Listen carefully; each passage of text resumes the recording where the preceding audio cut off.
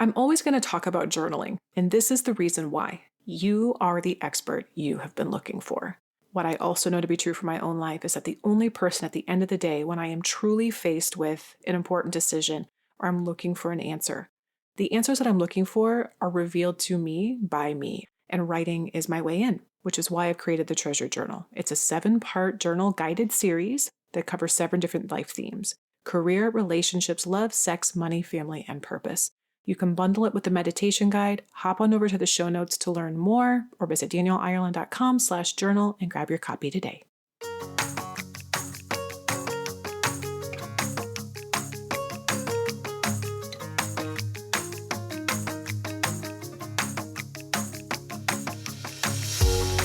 This is Danielle Ireland, and you are listening to Don't Cut Your Own Bangs, a solo cast, and we are continuing, before we take a little break for the month of June, we are continuing with the right kind of hard. And it feels like the period at the end of this particular sentence of this topic came to me after a few sessions this week that seem to have this topic in common.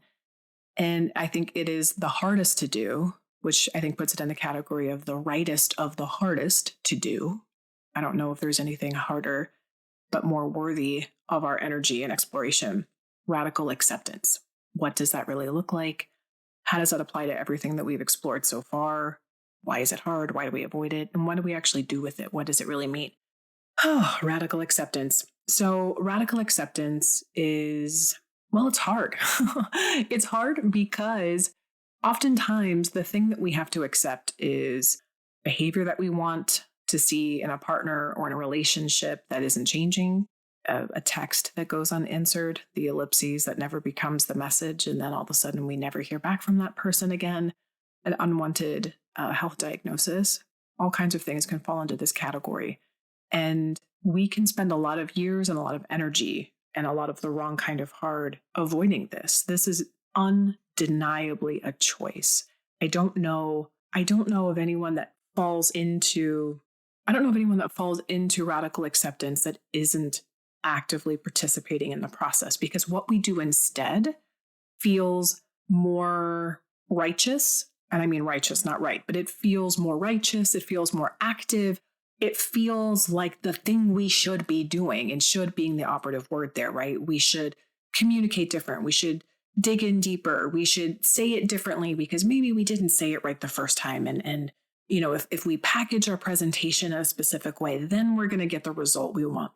Or, you know, an unwanted health diagnosis is, and this is by no means my way of saying don't do treatment, right? This is definitely a choose your own adventure situation where what that looks like for you can be different. But I'm, for whatever reason, an example that's coming to mind for me is the young woman who was a surfer in Hawaii, who's still a professional surfer, but she lost an arm to a shark attack. Like, there was a moment where, I mean, there's no fighting the loss of a limb.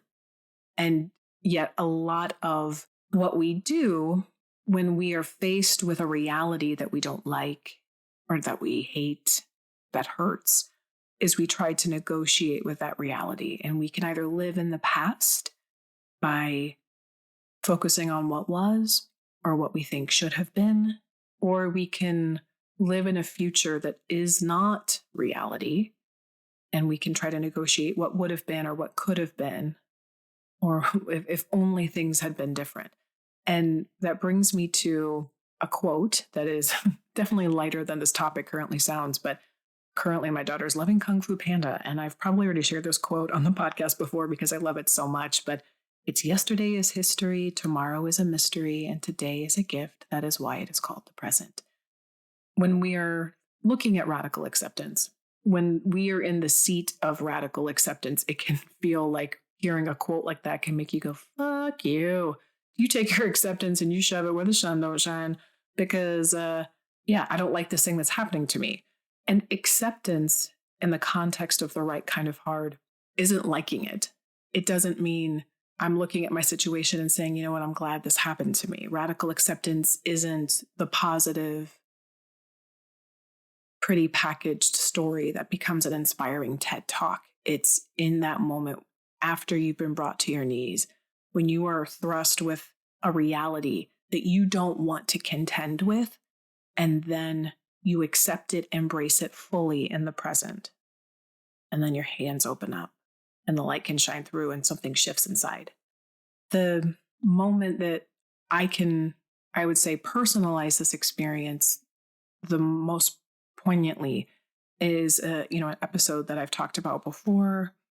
And if those of you are new to the podcast, maybe don't know, but there's an episode of the podcast, I can't think of the number off the top of my head, but I'll make sure to link it in the show notes, where I talk about experiencing a miscarriage. And that is a moment for me where there was no negotiating with what happened. It happened. And the grief of that moment dropped me into a level of presence that was more alive. And that's the only way I can describe it. It was more alive than depression. Because I've gone through bouts and experiences of depression and certainly anxiety, right? But depression is a lot of wallowing and self-loathing. And I don't mean to trivialize or minimize that experience at all. But there is a different type of participation and relationship with the dynamic of a depressed state and an anxious state, which is trying to, be vigilant and manage and control a future that isn't existing yet. And there's a lot of hoops and just a lot of hoop jumping that can go into that dance. And the experience of losing that particular pregnancy, pregnant 3 times, have 2 babies, that there was this type of acceptance and presence that I experienced. I lost my ego for a short period of time. I don't know exactly how long, maybe 4 days, 5 days, but my mind was quiet of the chatter and noise that it normally is filled with. Like there's usually a board meeting happening in my mind at all times, and it's usually pretty noisy and people are trying to talk over each other, and the loudest person in the room is not usually the person with the best ideas, like all the typical dynamics that can happen in a business meeting. That's usually my brain's river dance between, my emotional lows and my emotional highs. And this moment was one that I couldn't debate. I couldn't negotiate. And it dropped me into a state of presence. But I would say that moment was one, I don't know how much credit, looking back in hindsight, to be honest with you, I don't know how much credit to give myself for the act of radical acceptance. But I can definitely say that was a moment that stands out to me. That was that. I can certainly think of how I have more actively engaged with radical acceptance when it comes to relationships, where I recognized or got to a point where I recognize I'm continuing to be surprised by their behavior, and I'm activating my shock by telling anyone who will listen about, can you believe how they did X, Y, and Z? Can you believe the treatment, the language, the thing they said or did? And this sort of, can you believe it? What I'm doing in that type of behavior is trying to elicit a response from the listener of the story of like, oh, no, I can't believe they did that to you. Oh my gosh. And what it does is it creates a dynamic that perpetuates my ability to see myself as right, to see the other person as wrong. But all that energy and spinning all those wheels is not actually bringing any change into the relationship. And a lot of times when I start doing that sort of poll taking and performative processing with other people, which is actually very different than actual active processing. And I'll explain the difference in a second. But when I do that, oh my gosh, I just can't believe. And I sort of tell the same story to maybe 5 different people who are all giving me the type of response that I'm looking for, which is, oh my gosh, Danielle, it's either some version of, Danielle, you're so amazing, or, oh my gosh, Danielle, I can't believe you put up with that, or how do you do it, Danielle? And then I get to be like, yes, I know. Gosh, I'm just either so heroic or I was so victimized. Can you believe it? And the difference between that and actual processing is when I'm actually processing, I'm bringing information to a person and actually looking for their feedback to get either new insight, a new perspective. Sometimes it's validation, but when I'm processing, I'm in the pursuit of something new. I'm trying to land in a new place, as opposed to this performative storytelling, which is, I can tell by the way that I'm presenting the information, the response I want to get from you to help me feel the way I want to feel, which is safe and right. And I'm not looking for change at all. And I see this, I know this process has existed in me and my own psyche. I see it in clients all the time. It's a process that I see and know very well because it's something that's been alive in me. And radical acceptance often comes after several rounds of, can you believe, can you believe, can you believe it? At some point, if you can sit with that question, and not in the performative quality, but really sit with the question, can you believe it? Eventually the answer is going to be, well, yeah, I can, because this has been the same story for a long time.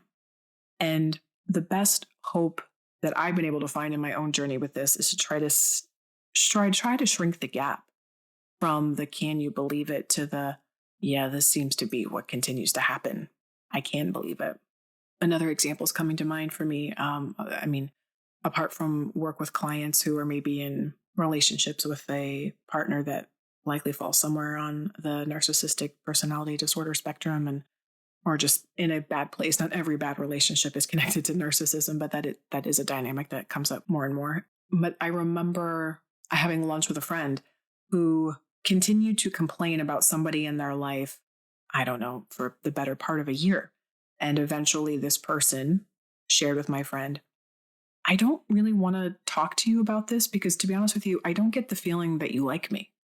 And my friend at lunch said something to the effect of, can you believe they said that to me? Can you believe they thought that I didn't like them? Can you believe that?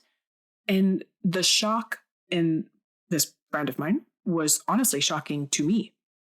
And what I realized very quickly in that interaction was they weren't looking for the, yeah, I kind of can believe it. They were looking for the, no, I can't, like the performative dance. And so whether you are the one in the song and dance, or whether you are you didn't realize you were the audience for someone else's version of this, try to take a deep breath before you respond, because my friend didn't really like my response of, yeah, I can kind of believe it because you complain about them a lot.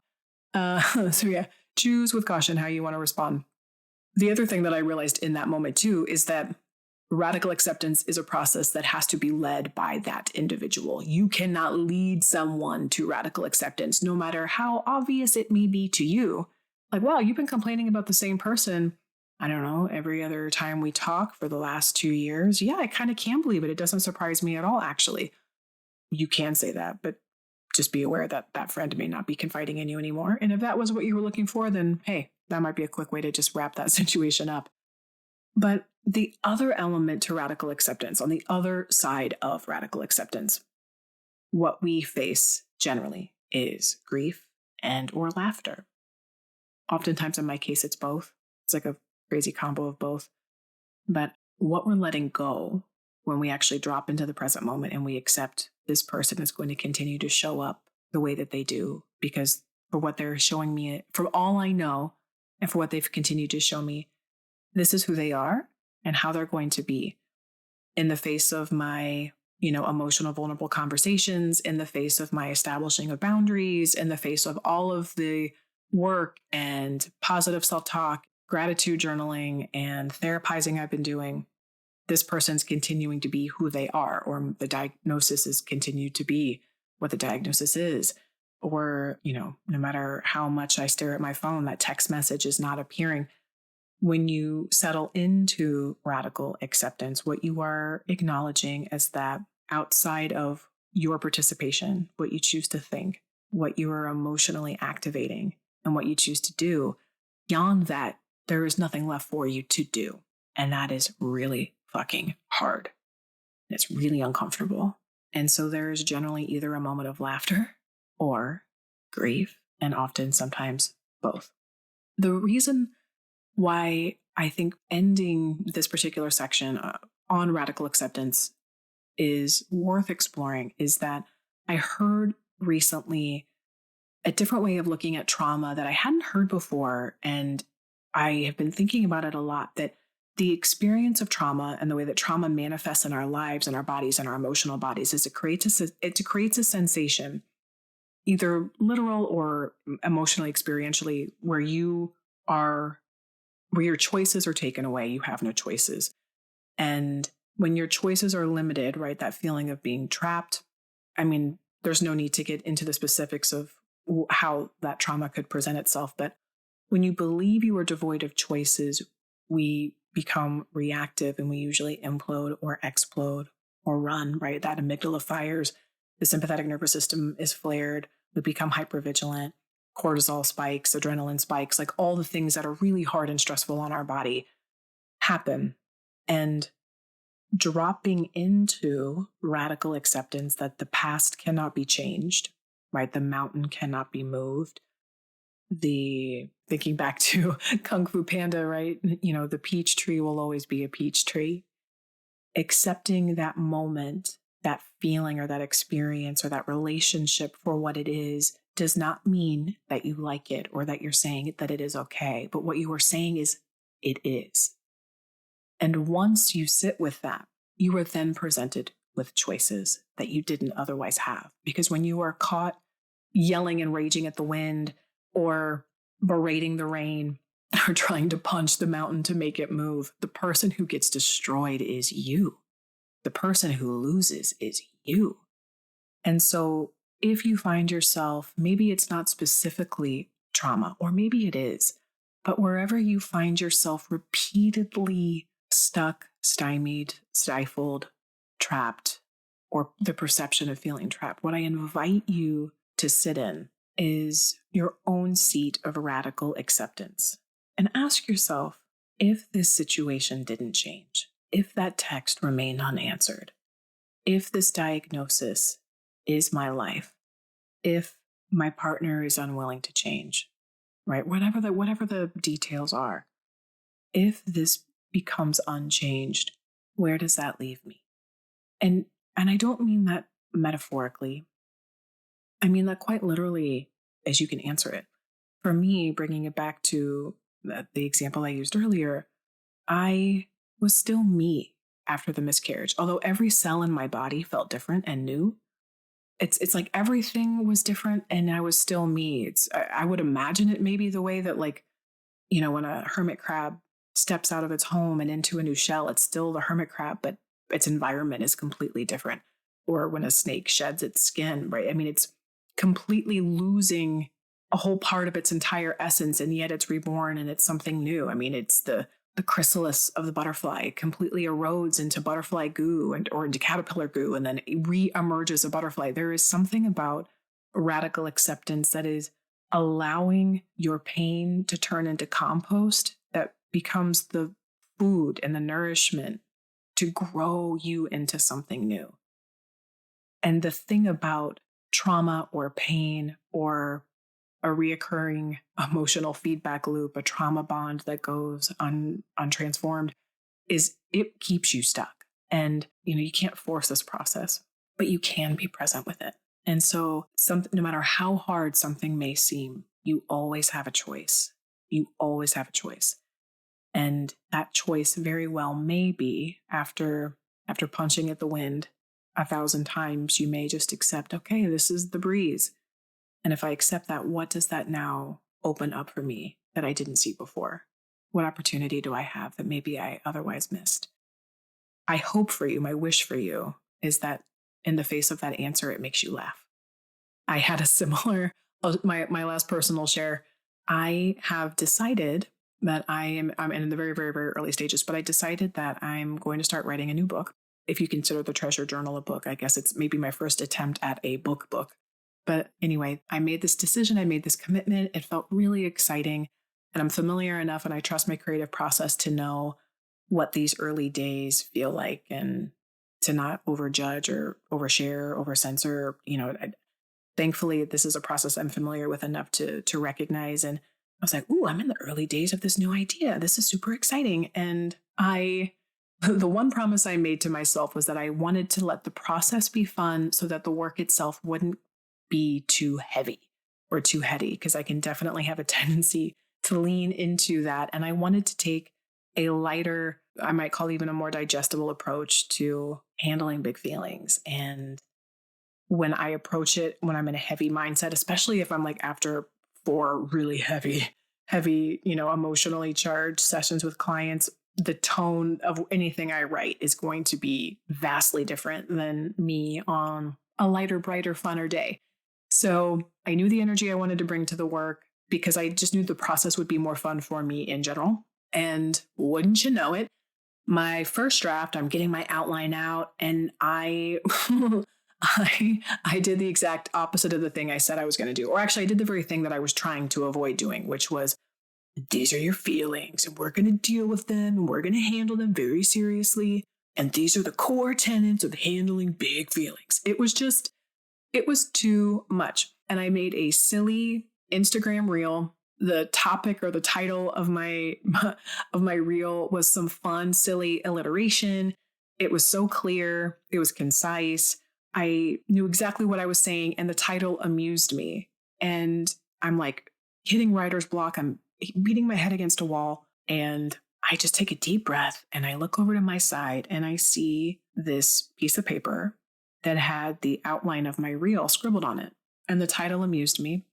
And I started busting out laughing.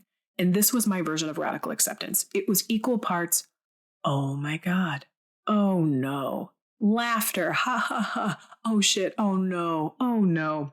I called two people I trusted, my husband and a girlfriend of mine, and said, okay, I'm going to give you two titles, shoot from the hip. Which one grabs you? Of course, they both said the funnier one, which obviously, duh, it's like what I already knew to be true, which meant that everything I had written up until then was essentially scratched because it was too serious. And so I was like, well, that was 4 weeks. Cool. I had another good laugh, and then celebrated knowing what I wanted to call the damn thing. So radical acceptance does not only relate to trauma. It does not always have to be serious. You can find it in any place, but the more quickly you're able to shrink the gap between where you find yourself beating your head against a wall and settling into the truth that you're not letting yourself see, you're able to make the changes you want to make quicker. You're able to find the peace inside yourself that you're looking for sooner. And really shrinking the gap between feeling and doing is what helps reduce stress, anxiety, burnout. It's where the sweet spot is. It's where we want to go. It's the right kind of hard. So with that said, we're going to be taking some time off. I'll be taking the month of June off from publishing new episodes, but don't worry, I will be creating content and probably even recording, but they won't be published until the beginning of July. So I hope that you're enjoying wherever you are in the world. You're enjoying this current episode. You can go back and listen to previous episodes to fill in the gap between now and then, or just go live life and do beautiful things and make things. And that is actually what I wanted to present as the gift I'm giving myself. And I want to invite you to do this with me. Give yourself a therapeutic experience that is more than thinking. So not just sitting and thinking in your own head and your own swirling soup of thoughts, and not more than therapy, more than journaling. Give yourself a therapeutic experience that is embodied. Play. Go make bad art. Go finger paint. Like, let yourself be vulnerable and awkward and uncomfortable and just laugh at yourself. Tell a joke that doesn't land, or get a joke book and tell a corny joke to a stranger, or observe the world in your own backyard. I'm having more fun right now in our Midwest spring, filling my feeders and just watching the birds. But I invite you to let yourself experience a therapeutic moment that is, and maybe we can even call it presence. It doesn't have to be therapy, although I think presence is therapy in the best expression. But let yourself experience something fun. Let yourself be silly. Let yourself play, make bad art, create things. I just heard Martha Beck talk about something that she's writing that just has me just so giddy and excited, that the opposite of anxiety is creativity, not calm. Hello, light bulb. So if you want to reduce some stress and enjoy your summer, if your season is summer right now, depends on where you're listening. But yeah, let yourself play. Give yourself the gift of silliness. We'll be back July 1st. Thank you so much for your time, your attention, your presence here. This is always such a gift to me to do and to share with you. With that said, I hope you continue to have a wonderful day. If you like more content like this and you want to stay in the know, hop on over to danielireland.com and hit subscribe. There you will always be up to date in any learnings, offerings, or blogs, and delicious content just like this. The latest releases will all be found there. You'll never miss out. Click on over to danielireland.com, and if you forget all that, visit the show notes. It'll be detailed for you there.